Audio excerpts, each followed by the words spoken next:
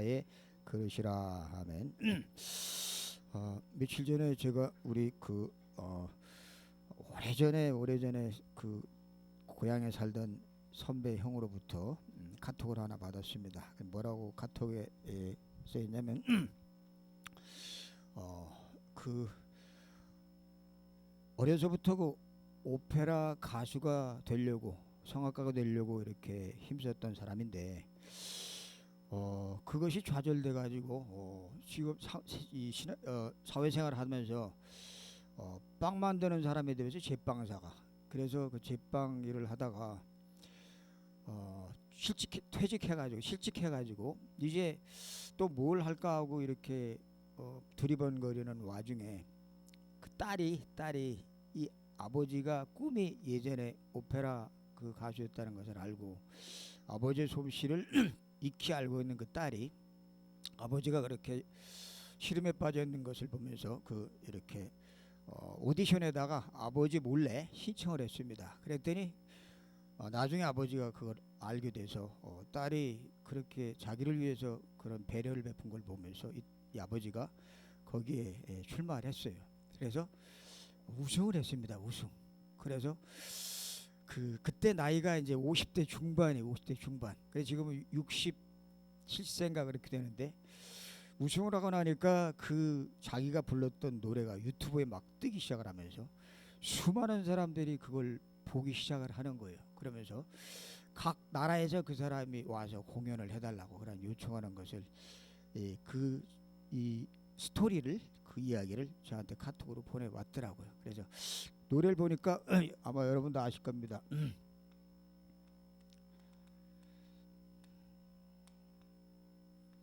율레이즈 미업이라는 노래 율레이즈 미업이라는 노래를 부른 그 마틴 허킨스라는 사람을 소개하는 그런 내용이더라고요. 제가 그걸 보면서 야, 멋있다. 그래서 인생 60이 넘어가지고 완전히 인생 역전의 전환점을 찾은 사람. 오늘 제목이 인생 역전의 전환점을 발견하라, 이런 제목입니다. 자, 요즘 또 한편에 보면 뉴스에 마라톤 올림픽에서 우승했던 이봉조가 그 나이가 들으니까 몸이 여러 가지 그 이상한 증상이 와가지고 고민하고 있다는, 병마에 시달리고 있다는 얘기를 들으면서 인생은 전반전도 중요하고 중반전도 중요하지만 뭐가 더 중요하죠? 후반전이 더 중요해요. 근데 나이 들었다고 해서 뭐 실망할 것도 없고, 그리고 지금 내가 어떤 처지에 있든 간에 그런 처지를 비관할 것도 없고, 좋다, 나는 이제 새로 시작한다, 그런 각오를 가지고 도전하시기 바랍니다. 도전. 자, 그러면 인생 역전의 발판을 새로 만들어 나가면서 전환점을 만들려면 어떻게 해야 되느냐? 오늘 바울이 그야말로 이 사도행전 9장에 보면 완전히 인생의 전환점을 만든 것을 보게 됩니다. 첫째로 인생의 역전의 전환점을 만들려면은 만남을 아주 굉장히 소중하게 여겨야 합니다. 만남. 우리 이 땅에 살면서 많은 사람을 만나요. 그렇죠? 이 세상에는 수없이 많은 사람들이 우리 일생 살아가는 동안에 스쳐 지나갑니다. 가장 가깝게는 나를 태어나게 해주셨던 부모님을 만날 수가 있고, 또 살아가면서 친구, 또 학교 선생, 교사, 또 직장 안에서는 직원들의 만남, 이런 것들이 있어요. 그런데 이 만남을 통해서 우리가 이 만남을 소중하게 여길 줄 모르면 만남을 통해서 수없이 많은 갈등과 상처에 사로잡히게 된다고 하는 사실입니다. 얼마나 많은 사람들이 그 만남을 통해서 그 만남이 얼마나 귀중한 것인지를 알지 못하니까 전부 갈등과 상처 가운데 빠져가지고 구렁텅에 헤매는 것들을 얼마나 많이 우리가 목격하고 또 우리가 실제로 체험하고 있는지 몰라요. 아이들한테 물어보면 나는 우리 부모님처럼 되겠다 하는 아이가 많을까요? 난 부모님하고 부모님 닮지 않겠다라고 하는 아이가 많을까요? 아마 거의 한 90% 이상이 나는 우리 부모님 같은 사람이라면 왜 저런 부모님이 내 부모님이 됐는가 하고 그렇게 얘기하는 아이들이 많을 겁니다. 뭐 여기 계신 분들은 안 그러겠지만 저는 그랬어요. 저는 우리 부모님을 보면서 왜 우리 이런 가정에서 왜 내가 태어났지? 라고 그렇게 생각했던 적이 많고, 그런 부분에 대해서 오랫동안 부모와 같이 살아오면서 수없이 갈등과 가지고 있는 내면의 상처를 가지고 거의 인생의 3분의 1을 그렇게 살아왔습니다. 3분의 1을. 오늘 우리가 살아가면서 우리 인생은 광야길이라 그래요. 광야길. 이 광야길을 걸어가는 우리 인생에 수없이 많은 만남들이 우리가 주어지는데, 이 만남을 통해서 하나님이 우리에게 주시려고 하는 아주 중요한 것을 우리가 찾지 못하면 역전의 발판을 만들어 갈 수가 없다고 하는 사실입니다. 이 바울은 아주 어린 시절에 아주 좋은 집안을 배경으로 해서 태어났어요. 배경이 좋았어요. 바리새파 그리고 베냐민 지파 속에서 태어난 사람이, 이 사람이 귀족의 귀족, 왕족, 아주 최고급의 자리에 있던 사람인데, 더군다나 이렇게 살아오면서 너무 귀한 교육을 받았어요. 학문의 교육. 가말리엘 문화에서 그 당시에 세계 문학 도시의 최고에 가는 우두머리에 있는 사람 밑에서 공부를 했던 사람이 바울이고, 더군다나 이 바울은 철저하게 자기 자신이 하나님을 잘 믿는다고 고백했던 사람이에요. 어느 정도냐? 내가 율법의 의로는 흠이 없는 자다. 전혀 율법에는 흠이 없고 자기가 완벽하다고 하는 사실을 늘 입에 달고 다니던 사람이에요. 여러분, 율법 잘 지키는 사람 보고 우리는 부러워할 것 아무것도 없어요. 이 바울은 자신은 율법을 잘 지키는 사람이라고 고백한 이 바울은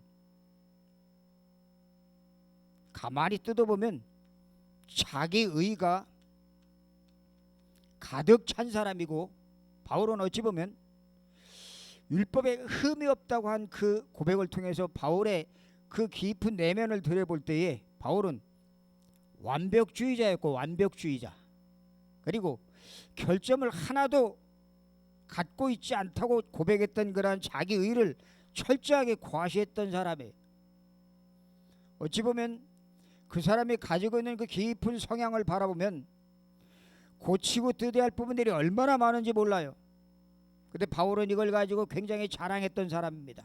그리고 자기가 이런 집안에서 태어나고 이런 배경에서 살아나게 된 것, 또 그리고 이런 배경 속에서 당시에 최고의 자리에 올라갔던 그 사실을 늘 입에서 달고 다니던 이 사람이 바로 바울인데, 이 바울이 이런 배경을 가지고 있던 이 바울이 이 만남을 굉장히 이걸 긍지를 가지고 자랑을 느꼈던 것을 바울의 그 일생을 통해서, 바울의 고백을 통해서 우리가 볼 수가 있습니다.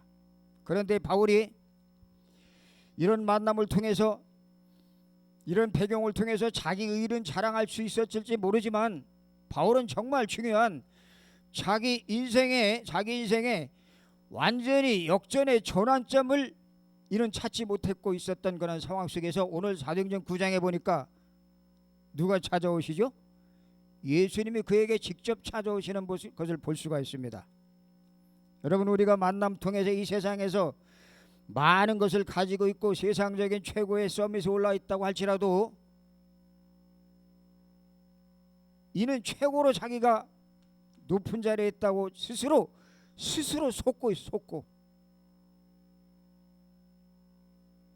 우리가 이 세상 살아나가면서 이 스스로 속이는 이러한 자기 의에 빠져서 이런 사람들을 부러워하고 이런 사람들의 밑에서 우리가 살아가면서 우리 인생을 얼마나 나는 이거 갖지 못했으니까 나는 얼마나 비참한 인생이냐고 낙심하면서 좌절하면서 살아가는 사람들이 얼마나 많은지 몰라요.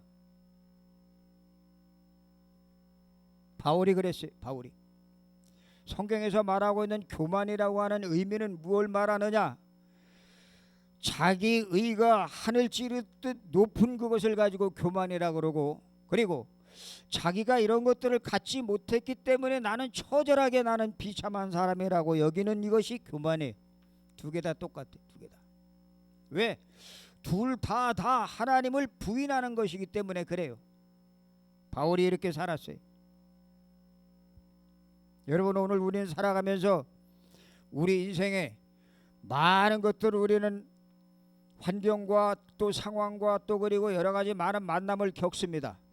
그 많은 것들을 통해서 나는 과연 어떤 마음을 가지고 인생을 이 광야길을 살아가고 있느냐를 우리 자신이 늘 점검을 해봐야 합니다. 왜냐하면 우리 인생은 한 번밖에 없는 인생이기 때문에 한 번 살다가 이걸로 끝나는 것이 아니라 내 후대에게 내가 어떻게 살아왔다고 하는 과정들을 보여줄 수 있는 그런 증인이 되어야 되기 때문에 이런 만남을 통해서 우리는 그냥 이 만남을 그냥 나 자신을 과시하는 쪽으로만 치우쳐버린다면 이 굉장히 우리 후대들에게 엄청난 부담을 안겨줄 수가 있다고 하는 사실이에요. 근데 많은 사람들이 이걸 착각하고 살아가고 있어요. 좋은 실력 있고 배경을 갖추고 또 그리고 많은 그러한 그 주위에서 인정하는 그러한 위치에 있으면 최고인 줄 알고 착각하고 있는 바울. 이 바울이 누구를 만납니까?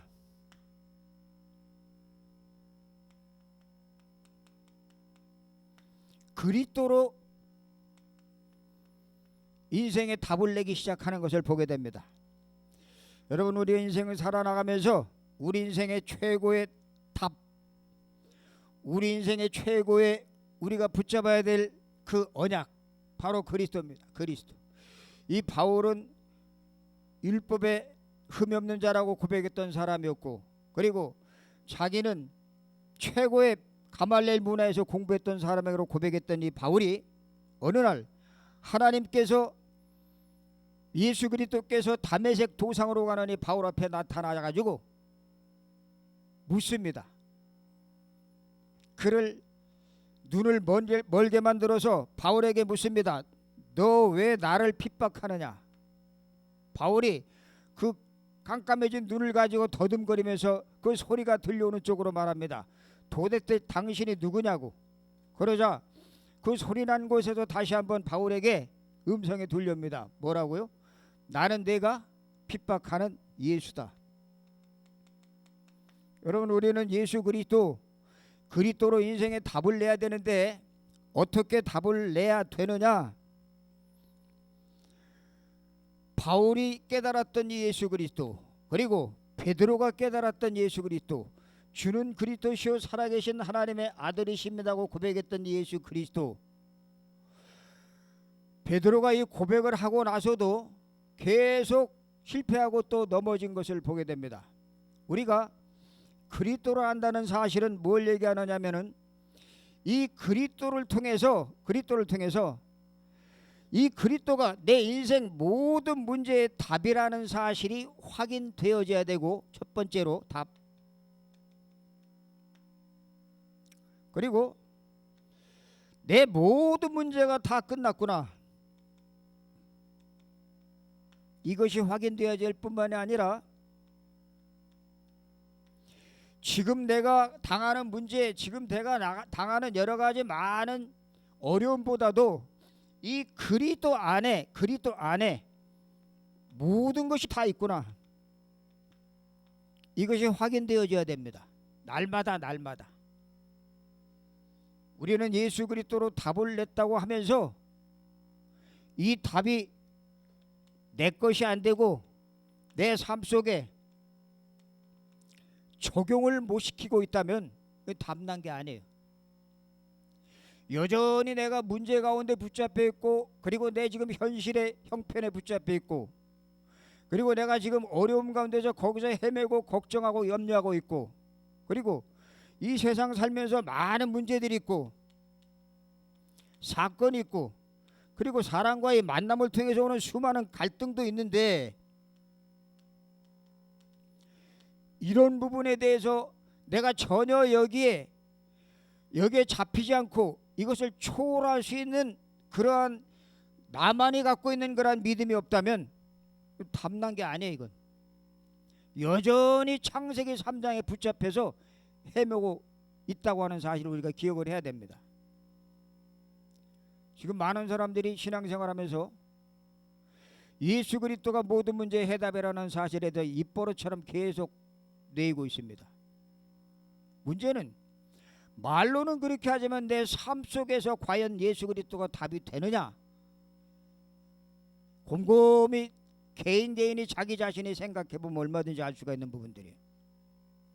이게 안 되니까 늘 염려하고 갈등에 잡히고, 그리고 사람을 원망하고 누구를 탓하고.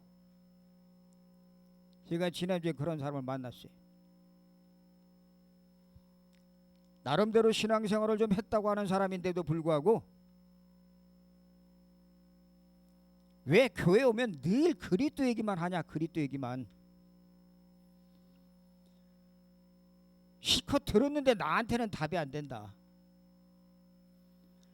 세상 살아나가면서 직장 생활하는데 왜 그렇게 사람과 사람 사이에 갈등이 많은지, 그 많은 갈등들을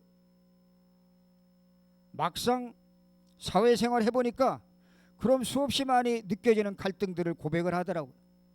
이거 어떻게 하면 좋겠냐고. 전에는 자기가 잘 나가던 사람이었는데, 조금 나간다고 인정받던 사람이었는데, 이제 자기가 그런 위치가 아니라 남과 대등한 입장에서, 동등한 입장에서 사회생활을 하다 보니까, 어떤 조직에서 직장에서 생활하다 보니까 자기보다 먼저 와 있는 선배가, 그것도 나이 어린 사람들이 자기를 향해서 우습게 여기고 무시하고 깔보는 그러한 생활 속에서 생활하다 보니까 뭘 느끼느냐, 엄청나게 이 사람과 사람 사이의 만남을 통해서 갈등을 느끼고 있다고 얘기를 하더라고요. 여러분, 예수 그리스도가 모든 문제의 해답인 것을 정말 맞다고 고백이 되어집니까? 그럼 이것도 넘어오셔야 돼. 이게 안 넘어오신다니까. 이게 안 넘어서. 그러면서 뭐라고 하느냐, 목사님 참아도 안 되네요. 참아도. 그러면 어떻게 하란 말입니까? 목사님, 그 사람의 소리를 듣는데, 상대방의 무시하는 소리를 듣는데, 그 무시하는 소리를 제가, 그 사람이 나를 무시하는 소리를 듣는데 내가 그 소리를 들으면서 그 소리를 들려오는 소리를 마음속으로 무시해버렸대요. 자, 그러면 해결되나요?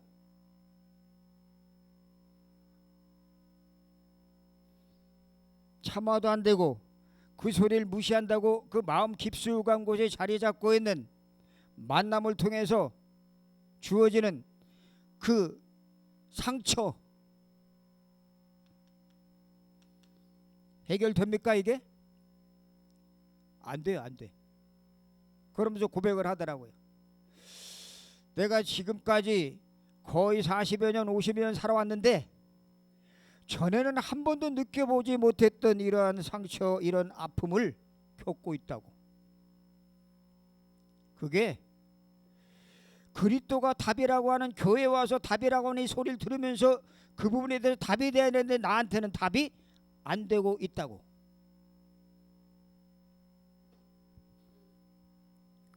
굉장히 솔직한 얘기를 들으면서 너무 좋았어요. 많은 사람들이 그러한 내면에 있는 고민, 갈등, 가정에서 일어나는 문제, 직장에서 일어나는 문제, 그리고 자기가 가까운 사람과의 사이 속에서 만남 속에 일어나는 그러한 여러 가지 많은 갈등들을 숨겨놓고 포장해놓고 살아가고 있단 말이에요. 그러니까 말씀을 계속 들어도 그리스도가 답이라는 소식을 말씀을 계속 듣고 예수가 십자가에서 다 끝냈다는 소리를 들어도 이게 내 것이 안 돼요. 안 돼. 내 것이 안 된다는 말은 무슨 말이에요? 내 것이 안 되니까 어떻게 생활해야 돼요? 또 다른 것을 찾아서 헤매. 다른 것. 또 뭐 새로운 것이 없는가? 또 나를 위로해 줄 것이 없는가? 또 나를 위안을 삼을 것이 내가 없는가?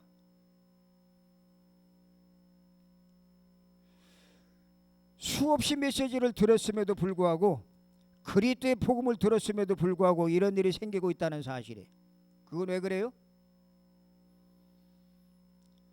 들은 말씀은 저쪽이고 내 삶에서 이것을 적용하는 것은 또 따로고 따로따로 놀아. 따로따로. 현실 따로 말씀 따로 세상 따로. 바울은 고백을 합니다. 그리고 이 고백을 이 베드로도 그렇고 이 복음을 깨달았던 사람들이 다 고백합니다. 천하인간의 구원을 얻을 만한 다른 이름을 우리에게 주신 일이 없음이니라 라고 고백을 합니다. 무엇을 얘기하느냐? 그리스도를 통해서 이분만이 우리 인생의 답이라는 유일성의 답을 얻었. 유일성. 이게 안 되면은 우리는 계속 또 다른 것을 찾아 헤매게 되어 있습니다. 바울은 말합니다. 내가 복음을 부끄러워하지 않으니 이 복음은 모든 사람에게 구원을 주시는 하나님의 능력이 됨이라. 유일성을 발견한 사람의 입술에서 나오는 고백이. 그뿐만이 아니라 바울은 말합니다. 골로새 2장 3절 그 안에는 모든 지식과 지혜와 보화가 어떻게 있다? 감추어 있느니라. 다 있어요. 다 있어. 이 안에 모든 것이 다 있는데 우리는 그걸 놓쳐버리고 내 문제에 붙잡혀서 그 사건에 붙잡혀서 그리고 그 사람과의 갈등 속에서 이 모든 것이 다 있다는 사실을 놓쳐버리고 예배를 통해서 말씀만 듣고 있어요. 이게 전혀 내 삶 속에 적용이 안 되고 적용이 안 돼. 적용이 안 되는 말씀은 들으면 들을수록 어깨에 짐이 돼버려. 짐. 율법이 돼. 율법. 적용을 시켜야 돼. 바울이 그랬습니다. 내가 율법에 흠이 없는 자라고 고백했더니 바울 나중에 뭐라고 고백합니까? 내가 죄인 중에 괴수다. 내가 죄인 중에 괴수. 내가 복음에 빚진 자다. 자기 의에 빠져가지고 자기가 어떤 존재인지 알지 못했더니 바울의 고백이 이 사도행전 9장 이후에 바울이 예수를 만나고 그리고 그 아나니아를 만나고 바나바를 만나고 그리고 그가 그들을 만나가지고 자기 인생의 전환점이 뭔가를 그들에게 확실하게 사명을 깨닫고 미션을 발견하기 시작을 하면서 그 다음부터는 그가 가는 곳곳마다 루디아에게 야손에게 만나는 사람들에게 브리스가 부부에게 만나는 사람들에게 그들이 인생을 어떻게 살아야 될 것인가는 방향과 그리고 가야 할 방향을 그리고 가야 할 목표를 지침을 제대로 안내해 준 것을 보게 됩니다. 이게 우리에게 있어야 되는데 우리는 어디서? 여기서 계속 머물러 있어. 문제와 사건과 갈등 속에 머물러 가지고 이 속에서 그냥 헤매고 있다는 사실입니다. 한 번밖에 없는 인생인데 그렇다면 우리 인생 전환점이 언제 이것이 우리가 새롭게 만들어 가겠어요? 세상 사람들처럼 계속 이렇게 서밋을 향해서 이렇게 올라가야 된단 말입니까? 말도 안 되는 소리. 사단이 우리를 속이는 속임수. 수많은 사람들에게 빠져가지고 여기에 모든 정열과 시간과 그리고 모든 노력을 여기다 다 쏟아 부었기 때문에 사단이 천원이 그물에 빠져가지고 그들이 그거에 헤매다가 결국 마지막에는 영적으로 영적 세계를 알지 못하는 영적 무지. 그를 알지 못하면 문맹이라고 해요. 문맹. 그러나 많이 배운 사람들이 영적 세계를 알지 못하는 영적 무지에 빠져가지고 영적 문제가 오고 영적 실패가 와서 영적으로 멸망당하는 사람들이 지금 너무나 많다는 사실이에요.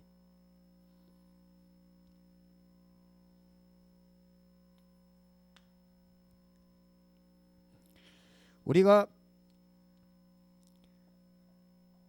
만남을 굉장히 소중하게 여겨야 되고, 그리고 서로 만남 속에서 나에게 갈등을 주고 나를 힘들게 하고 나를 어렵게 하고 나에게 피해를 주고 나에게 상처를 주는 그것까지도 거기에 뭐가 있어요? 하나님의 계획이 숨어 있다는 사실을 우리에게 알기를 원하고 계십니다. 이걸 못 잡으면 그냥 늘 인간적인 관계 속에서 헤매요. 그럼 누가 좋아해요? 사단이 너무너무 좋아합니다. 늘 인간적인 갈등 속에서 헤매다 보니까 찾아오는 게 뭐예요? 스트레스가 오고 병이 오고 암이 오고 각종 질병이 막 번창해요. 번창해.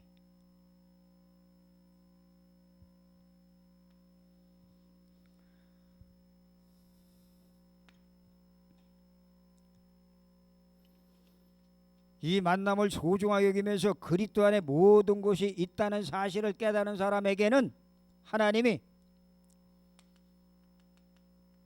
현장에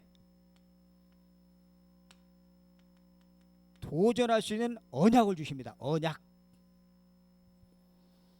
이 현장이, 우리가 살고 있는 이 현장이 어떤 현장입니까? 정신 문제로 많은 사람들이 시달리고 있고 각종 질병으로 시달리고 있어요. 그리고 수많은 사람들이 중독에 빠져 있고 마약에 빠져 있고, 그리고 의학으로 과학으로 해결을 하지 못하는 그러한 여러 가지 많은 질병 가운데 빠져서 지금 허덕이고 있는 현장. 그런데 현장에서 세상 서밋을 향해 올라갔던 사람들은 이걸 더 깊이 유지하기 위해서 하는 방법이 있는데 그게 뭐냐? 명상. 왜? 그들이 노력해서 정상에 올라갔더니 그걸 노리는 사람들이 너무나 많기 때문에 그것을 계속 유지하기 위해서 더 큰 힘을 빌려야 되기 때문에 그들이 찾는 것이 명상. 세계 엘리트들은 왜 명상에 빠져 있는가? 뭐 하려고 명상을 해서? 마음도 평안하게 하고, 물론 그런 것도 있어요. 스트레스도 해소하고 그런 것도 있지만 더 중요한 것은 뭐 하려고요? 신의 힘을 빌리려고. 접신. 뭔가 모른 자기 힘, 자기 노력 아닌 제3의 힘의 힘을 빌려야 자기가 이것을 유지할 수 있기 때문에 여기 빠지는 거예요. 지금 현장의 싸움은 명상이냐 묵상이냐 이것과의 싸움이에요. 불신자들은 명상에 빠져서 그들은 나름대로 자기들이 뭔가 그 신과 접촉해가지고 그 신의 힘을 빌려서 이 땅의 문화와 이 땅의 모든 구조를 바꿔가려고 노력을 하고 있습니다. 이미 그렇게 시도를 했고, 그렇다면 우리 그리스도인들은 정말 예수가 모든 문제의 답이고 우리 인생의 모든 문제를 다 해결하신 분이고 그 안에는 지혜와 지식과 모든 것이 다 있다고 하는 고백하는 사람들이라면 이 언약을 붙잡고 우리가 깊은 묵상 속에 들어갈 때에 그 창세기 3장의 그 네피림 문화를 통해서 우리 인간을 모두 망가뜨리고 있는 그 명상에 잡혀있는 그들을 바꾸는 그러한 역할이 저와 여러분이 해야 될 줄로 믿습니다. 이 속에 들어가야 돼. 전혀 이 속에는 생각도 안 하고 뭘 많이 해보려고 그래. 해보려고. 하나님 우리에게 뭔가 많이 해보기를 원치 않습니다. 이미 하나님께서는 우리를 창조하실 때 하나님의 형상대로 만드시고 이 세상의 모든 자연 만물을 다 다스리고 정복하고 지배할 수 있는 그런 어마어마한 신분과 권세와 보좌의 능력을 다 줬어요. 처음부터 다 줬어. 하나님은 우리를 이 땅에 출생케 하실 때에 그 출생 출생케 하실 때 우리에게 이미 이 모든 것들을 이 신분과 권세, 능력을 주어 놓고 시작을 하십니다. 주어 놓고. 세상에는 내가 노력해서 내가 힘써서 내가 애써서 이걸 얻어야 하지만 자기가 탈취해야 하지만 하나님은 다 준비해 놨어요. 완벽하게 다 준비해 놓으시고 저와 여러분을 부르시는 거예요. 어떤 존재들을 이 땅에 살면서 이런 것에 붙잡혀 갖고 힘들어하는 인생들을 수고하고 무거운 짐진 자들아 다 내게로 오라. 내가 너희를 쉬게 해주마. 쉬게. 우리를 쉬게 하려고 불렀는데 이 쉬게 하는 방법이 묵상인데 이 속에 안 들어가고 우리는 그 쉼을 거절해버리고 내가 뭘 해보려고 열심히 세상 서밋을 향해 쫓아가는 사람들의 이 모습을 그대로 흉내내고 있어요.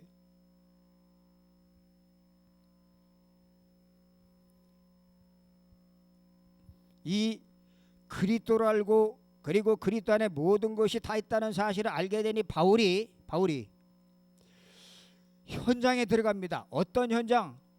이렇게 접신하고 그리고 귀신과 짝한 그런 현장, 사도행전 13장, 16장, 19장 그 현장에 들어가서 그가 그 사람들을 만나서 그 사람들의 인생을 이렇게 바꿔나가는데 그 바꿔나갈 때 바울이 하는 얘기가 있어요.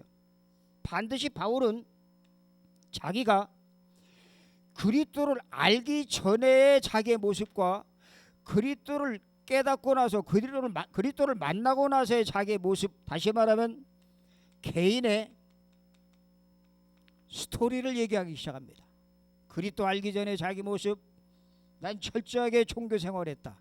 나는 철저하게 복음하는 율법에 붙잡힌 사람이었다. 나는 율법 가지고 많은 사람들을 정죄했던 사람이다 라고 하는 사실을 이 개인의 스토리를 쭉 얘기를 하면서 내가 이 복음을 알고 났더니 이 복음 외에는 가질 게 아무것도 없다. 이게 다다. 이게 다. 고린도후서 6장 10절에 보면 그런 말씀이 있습니다. 내가 가난한 자 같으나 많은 사람을 부유하게 하고 아무것도 없는 자 같으나 모든 것을 가진 자로다. 이 고백이 저와 여러분의 입술을 통해서 되어지기를 주의 이름으로 축원합니다. 이거 안 되면은 우린 세상 것 가진 거 이거 가지고 자랑을 해요. 이거 더 가지려고 노력을 하고 안 됩니다. 특별히 신앙인들이 이렇게 되어버린다면 이건 완전히 망가지는 거 망가져. 바울처럼. 바울은 개인의 스토리 그리고 복음의 스토리 그리고 미래에 어떻게 되어질까 한 스토리까지도 다 갖고 있었어요. 바울은 이 자기의 신분과 권세를 그리고 보좌와 통하는 기도의 비밀을 누리고 있었기 때문에 하나님이 바울에게 미래에 되어질 일들을 말씀을 통해서 주십니다. 뭐라고? 네가 로마에서도 증거하여야 하리라. 네가 가이사 앞에 서야 하리라.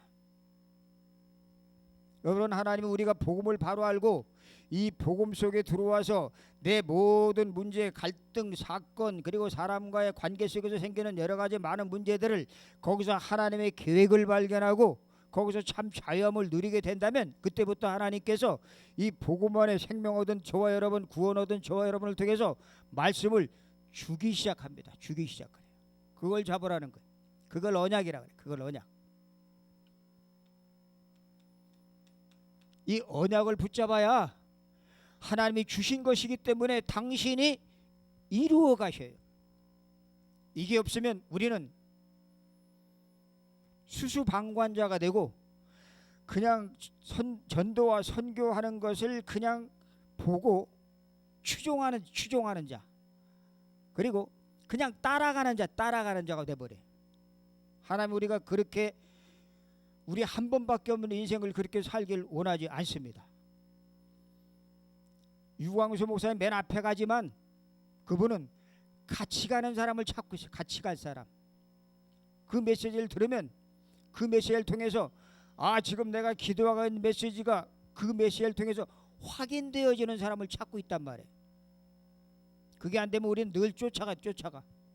지금까지 20년 30년 쫓아왔는데 또 쫓아가시렵니까? 얼마나 피곤해요.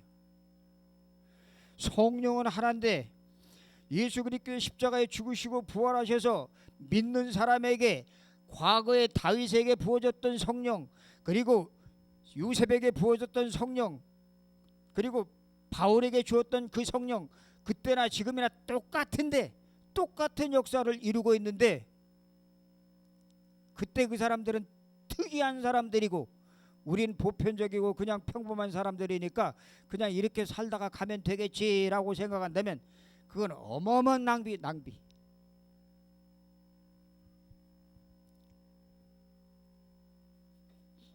우리 지금 237 나라 빈 곳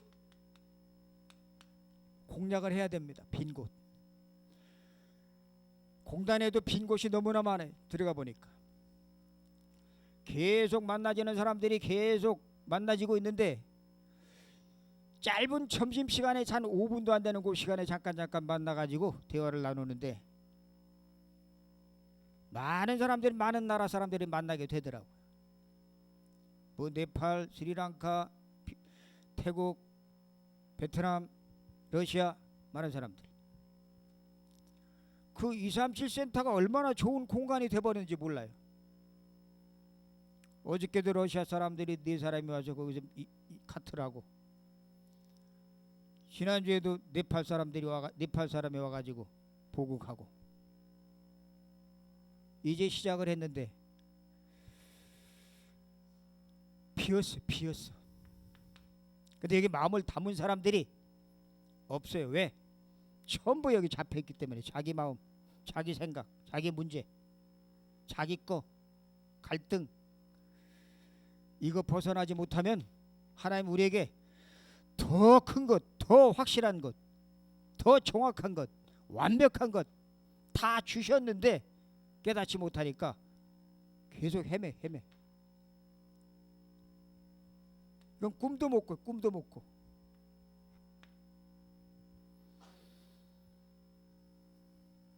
세상 사람들이 좋아하는 것, 세상 사람들이 평생을 걸쳐서 성취해 놓은 것, 이거 다 포기해도 괜찮습니다. 뭐만? 그리스도 안에 모든 것이 다 있다. 내 지금 문제, 내가 당하는 여러 가지 갈등은 하나님의 계획이 그 속에 숨어 있다.